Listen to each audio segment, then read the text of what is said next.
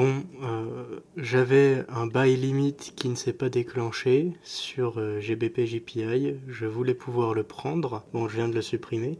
Et en fait, je comprends pourquoi il s'est pas déclenché parce que le spread est énorme. Vous voyez là, le marché, il est à 210,87,1. J'ai mis un buy pour acheter au marché et ça me fait acheter beaucoup plus haut. Le spread est énorme et c'est un prix auquel je m'attendais pas à faire. Du coup, j'arrive, je suis déjà en perte de 13 euros. Je vais quand même placer mon stop loss. Bon, bah ça, c'est une erreur, hein, encore une fois. Je vais quand même placer mon stop loss là où j'avais prévu de le mettre. Si je me fais SL, il y a moyen que ça me fasse perdre tout mon compte. Donc, je vais le mettre beaucoup plus haut que prévu.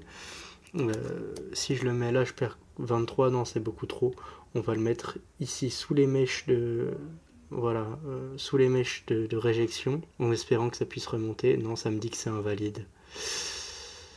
Donc, on va voir. Si ça arrive au niveau des mèches de réjection, je supprime mon trade tout seul. Là, on est dans une situation, je suis un peu dans un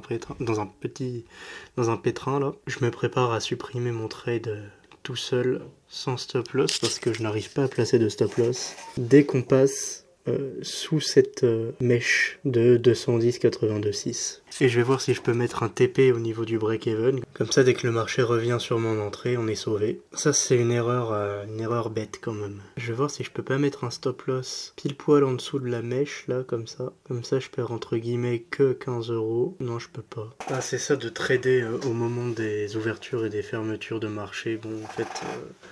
je l'ai fait une fois, je le referai pas deux fois. C'est quand même un peu ridicule. Mais parce que en fait le marché est pas fermé à cette heure-là. Je comprends pas pourquoi il l'accepte pas. Regardez, si je vais ici là, la journée a commencé, on voit bien que la journée elle commence à 23h. Commence à partir de 23h la journée de trading. Donc normalement je devrais pouvoir faire des trucs. Bon, ce qui est quand même rassurant, hein, entre guillemets, c'est qu'on est pile poil au-dessus du point de contrôle. Et donc ça maintient un peu le prix à la hausse. Mais bon, c'est quand même, je suis quand même dans une situation un peu ridicule. Bon, en vrai, on touche le pivot, on va remonter. Je m'autorise pas à perdre plus de 19 sur cette position. Là, j'espère que comme le marché a bougé, ça va m'autoriser à mettre un SL. Si je mets un SL, je le mets pile poil en dessous de la mèche qu'il vient de faire. Ok, donc j'abandonne. Ah non, on n'est pas encore passé sous le pivot, je vais le mettre pile poil sous la mèche qui est sous le pivot. Ouais, ça va être 21 de perte maximale. Bon, allez, trop de bêtises, j'abandonne. Ça sert à rien de risquer de perdre et on repart avec un capital de 21. C'est vraiment ridicule. Bon, comme vous le voyez, le trade aurait finalement fonctionné, mais bon, c'était... En fait, ça ne m'aurait pas fait gagner d'argent, ça m'aurait fait retourner à BE. J'aurais simplement pas perdu d'argent. À la place, j'ai perdu 21 euros. J'aurais préféré ne pas les perdre, mais bon, j'avais besoin de dormir. Si j'avais voulu... en fait, je pouvais pas sécuriser mon trade, je pouvais pas mettre de BE, je pouvais rien faire. Si j'avais dû attendre 3h du mat, ça fait chier.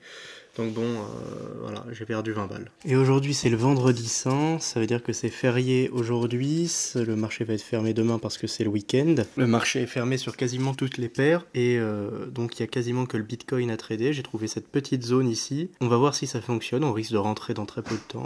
Et ce trade, j'en parle dans ma prochaine vidéo, là je suis en mode replay pour pas que vous voyez à quoi ça ressemble. C'est celle qui s'affiche actuellement sur l'écran de fin.